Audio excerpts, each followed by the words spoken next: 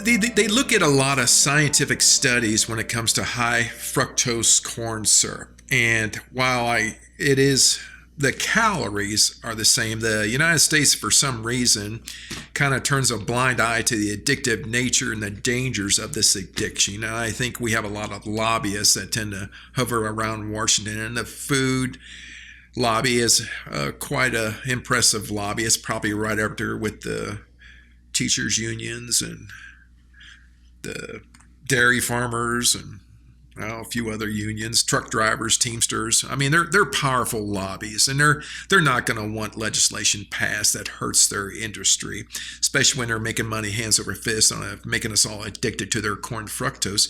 The interesting thing is, other countries, Japan, and I'm sure China to some extent, regulate these foods quite extensively. They understand this is bad for their people, and they will not allow it to be put into their food supply.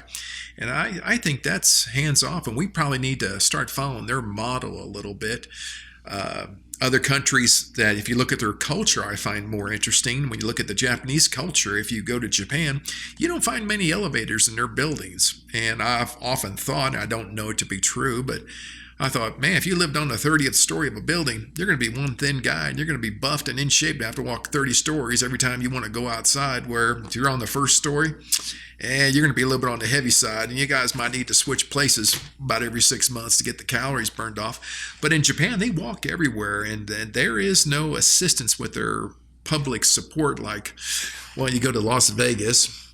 I always thought that one was interesting. They give you the escalator so you can hurry up and get in the casino and lose all your money. But you go out broke, you walking out to the parking lot there. So there's no escalator to take you back to where you came from. So I think that's the way the America's food industry and our government looks at us. I don't know it, but they should definitely regulate our food source more. And I think we really need to cut out corn fructose syrup altogether.